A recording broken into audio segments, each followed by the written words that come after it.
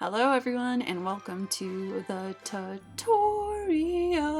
Today we're going to be working on this wave painting from this reference. I am on socials, primarily Instagram and Patreon under Robin Sealark. And if you happen to make this, give me a tag. I currently have sales going on at robinsealark.com up to 50% off work, so check that out, check this out, it will be available. Howdy everybody, it's been a while since we've done a tutorial, but I wanted to work on an acrylic painting of this water, and you are welcome to follow along and use this reference and do what you will with it. I'm gonna work on MDF board, which is essentially a compressed sawdust that is glued back together and forms into this. I cut them down and primed them with some white acrylic. You could also use gesso, or you could paint on something entirely different. I like the smooth surface, so I'm gonna use it. I have mostly white in this mixture with the teensiest bit of blue and black. I've got a little board here that I can test colors on. See if it's kind of where I want my midtones to be or not. I've got a little cheat code going here of having the reference next to me. It means that I can measure things alongside it and kind of trace out the composition if I feel so inclined. But then again, you kind of have a cheat code if you're following my tutorial, because I can make some of the mistakes for you ahead of time and, you know, cut out a little of the problem solving. So if you don't have a printed photograph, fear not. This is essentially the middle of the composition where this partition of waves is happening. One just down from that. This is a very rough way to start. Blocking in is not about details or precision. It's just about starting some kind of guide that you can go along with as you continue painting. Because there's water in my paint, it's a little more transparent. You can see some of the layers. These things will get painted over in time. Next up, I'm gonna use a smaller paintbrush and go for my shadows. Primarily, it's gonna be a mixture of blue and black. And, you know, maybe you get a little white in there, maybe you get a little water on your brush. But since we want it to be more opaque, you don't want too much water. Now around this middle part is where the darkest shades of the composition are. Dominantly this is the dark blue, and dominantly this is more mid-tone range. So I'm gonna start bringing that dark blue into the lower half. That has a little dip, but basically it little dips and then bounces back up on the other side as well. One thing you'll kind of notice as you establish these shapes is you'll have big dark shadows for the sides of the waves, and then areas in between them where the light is catching and you get more mid-tone values. So I'm kind of segmenting my shadows with an allowance for these stripes of highlight and mid-tone that'll go in between them. Okay, let's work our way up. Got a middle wave right here. This is just our rough sketch right now. Each step giving you more direction that you can use to compare against your reference and decide what needs to be tweaked. But you gotta start somewhere, so just give yourself a little bit of a jump start and take as much pressure off as you can in the process, because this is not the end. It is but the beginning. Kind of notice the angle of this. You can give yourself a similar sense of angle to follow, tracing lines with your paintbrush before you actually apply the paint, practicing the brush strokes you're about to make, miming the action first. It gives your muscles a little memory and they can follow through. There's a certain amount of motivation it gives me to do this live while talking. I get distracted when I'm painting by myself. This feels like exercising a little bit. It's like repetitions and I got my mind focused, and if I stop working to watch a YouTube video, then I have to edit all of that out. I am here, I am precise, I am going, I can't be stopped. All right, hey, I think I kind of did the thing. Did you do the thing? Did we do it together? I'm gonna give this a second to dry because these colors are very warm, and we're gonna do a little bit of a translucent wash of paint to help start bringing in the warmth, so that after we have the highlights warmed up, at the very last stage we'll be able to add back in white, and it'll just be blooming. The warm halo behind it will be blooming. So I just did that thing I said not to do and got sucked into YouTube. But I'm back! I have a color I want to use, but if you don't, this is burnt sienna. You can mix up some red and yellow, maybe a touch of blue just to darken it up, but also white to, you know, get it to the right lightness you want. Anyways, if you have burnt sienna, use that. A touch of cad yellow also.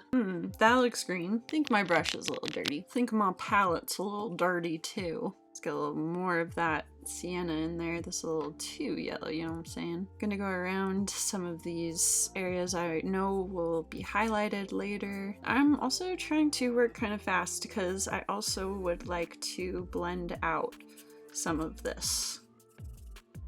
Here's how I'm gonna do it. I'm loosening it up with water, adding more burnt sienna, and I am just doing this.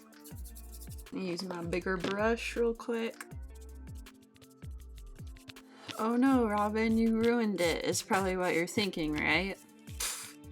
No, it's all gonna be great.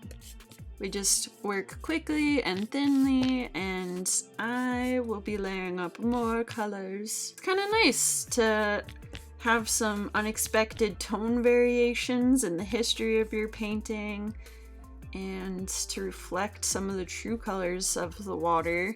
This is actually a picture of the water out east in New York, and it is quite green out there. These are definitely not our darkest shades yet. We're gonna have full contrast when we get to the end. If you apply too much pressure and are too wet with your application, you can pull up paint. So, you know, just kind of be careful as you work and be aware of those things, but it is all okay. I think we have a really awesome base actually going. I think I want a just really thin amount of burnt sienna on these extra highlights. I think I'm gonna go for midtones so that we can start pulling up the light in this top portion of the image.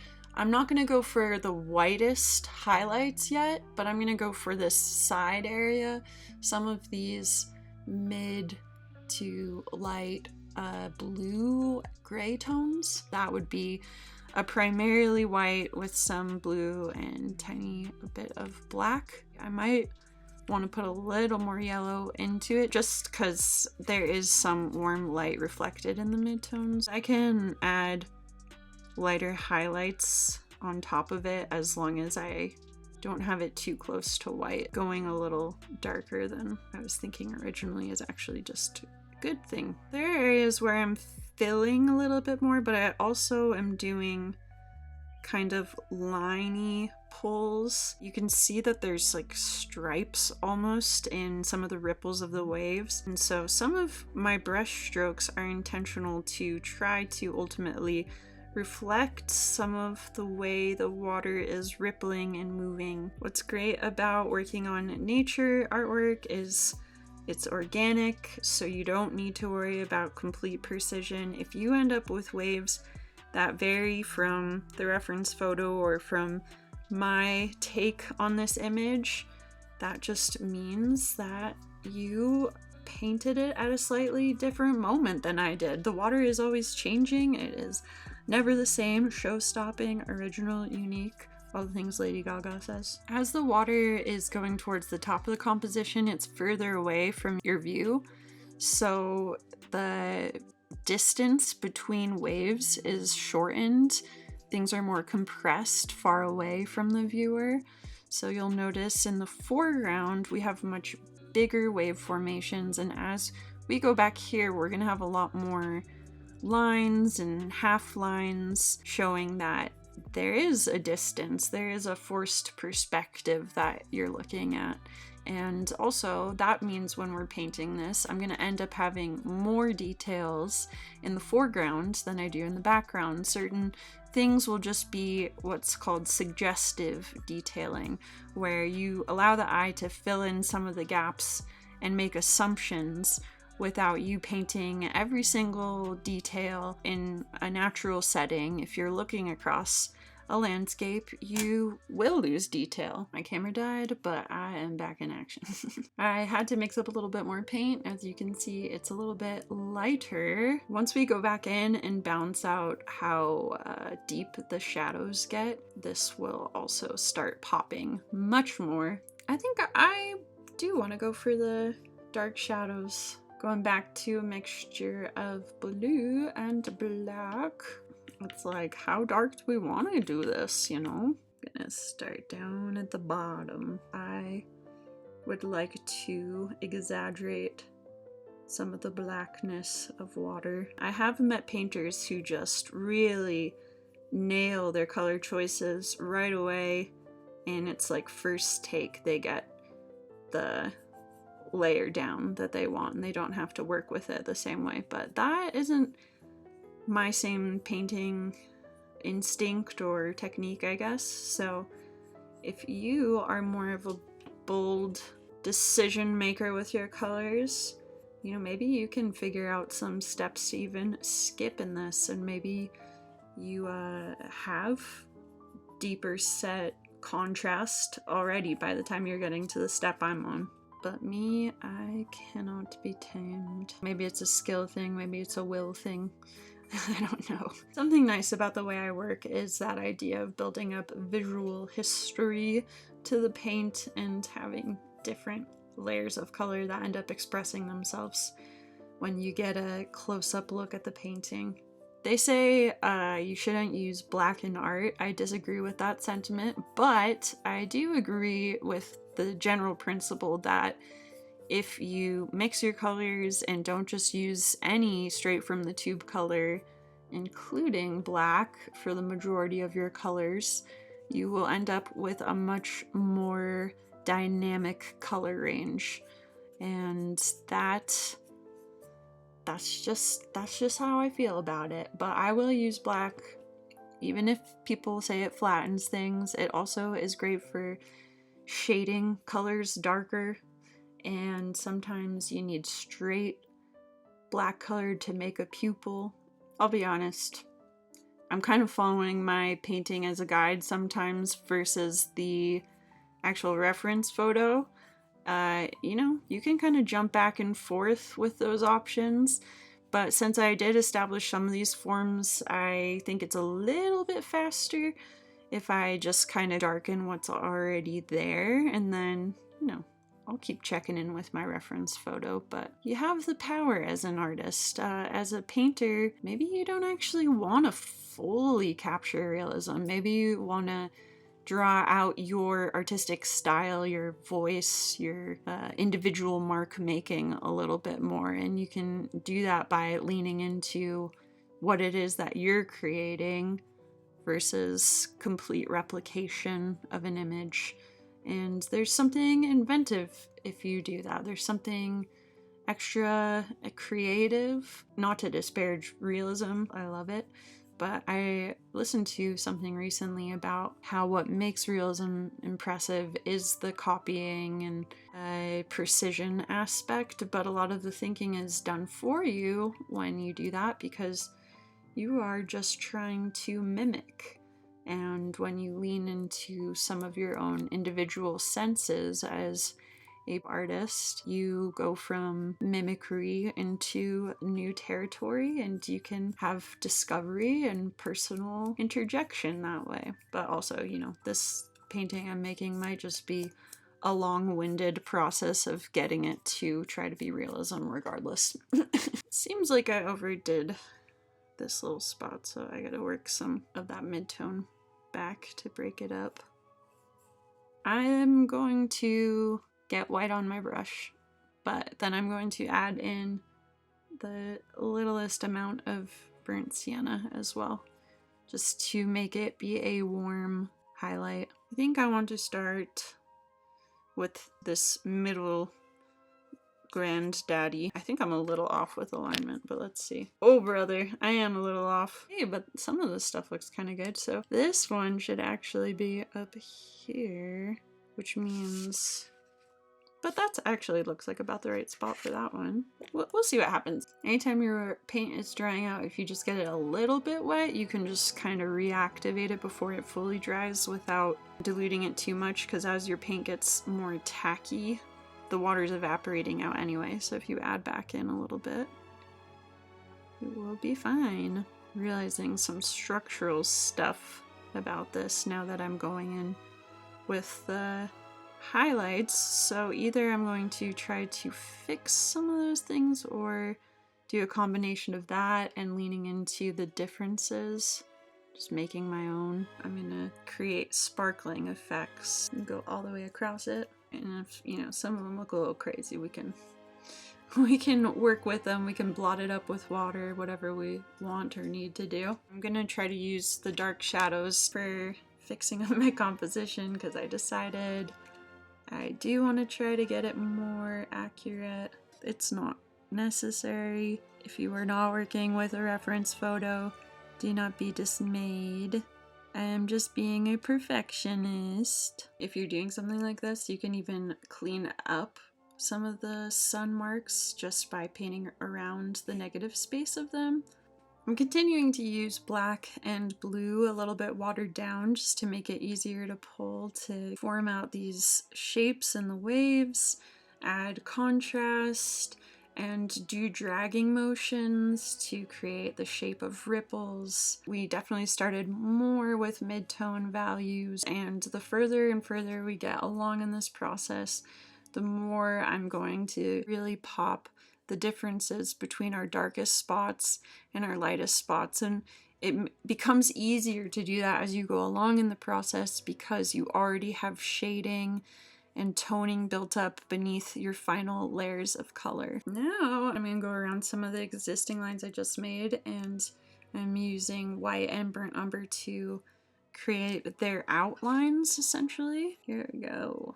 I think a lot more just a little detailing and filling in of highlights will absolutely help push this to the next level. Alright, these look like spiders. I don't like them. I'm going to use watered down burnt sienna and white, and I'm going to buffer out some of these edges. We'll see how it goes. Just dappling the paint around them in a circular halo. We'll see.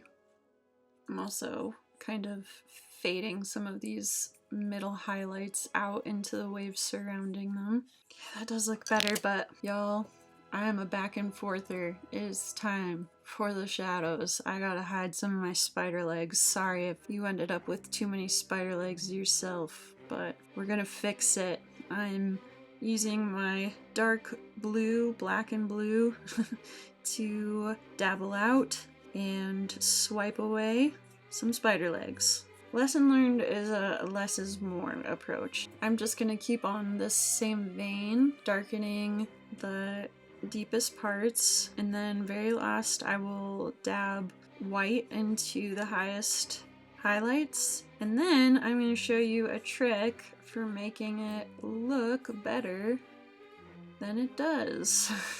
It doesn't substitute for doing the work you gotta put in beforehand. It will basically increase some of the contrast for us because, have you guessed it yet, I am going to varnish this as the very last step. And by varnishing it, you add some gloss, which helps to take away the flatness of how acrylic can dry. And once that flatness is gone, instead of your deepest areas just looking flat, not that dark, they fully get saturated by the glossiness of the varnish, and it makes them able to reflect color a little better so that you can actually make out what is happening in that paint, and it doesn't just kind of look like a dull, almost shadow color. Okay, I'm doing pure white. This time I'm being a little more careful with the shapes I'm putting down because this is the top layer of paint, baby. Ain't no covering it up. And, well, I mean, unless I mess something up, but it's not the intention. Oh no, Robin again. Yes, again. One last time on the shadows, especially towards the outside of the composition because the highlight's in the middle, so it gets darker the further away it's getting from our highlights. Okay, this has to fully dry, and then I will take a final look at it, make sure it's everything I want it to be, and after that point, you can see the magic of the varnish. Okay, I'm stopping. For real, for real, for real this time. Alright, looking at this, I'm definitely noticing that the shines are much larger and my shines are a little more sparkly and dispersed in this, but I think I'm okay with that. We'll see how I feel, I guess, after time. Off camera, I did just look at this tilted up because ideally you shouldn't be painting with your canvas down in front of you because you can't really see the right angles, so I tilted it up, worked on it a little bit. Now it's dry and we are going to do the last step, which is varnish. I'm using a gloss varnish and I have a clean dry brush to apply it with. When you have a safety lid that you have to push down and rotate off, if that mechanism gets broken, I found out you can put a pin in the top and it'll help you open it again. I don't really like pouring the varnish directly on the painting. I'm just gonna put it to the side here.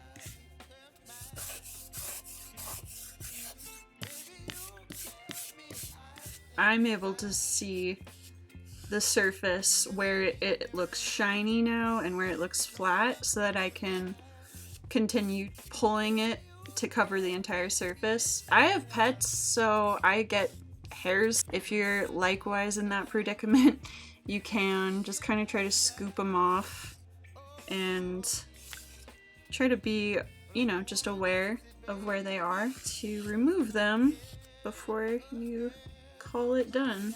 Heck yeah, feeling great about this. Thank you for joining me on today's tutorial. If you want to purchase this, it'll be available for sale on robinsealark.com along with a bunch of other works that I have listed. There's up to 50% discounts right now, so make sure you check out the original art there. If you make this, tag me. I am on Instagram at robinsealark, and I also have a Facebook and a Patreon, so you can find me in a few places under that name. If you have any recommendations on videos that you'd like to see or tutorials you'd like shared on this channel for your learning benefit, please let me know them in the comments.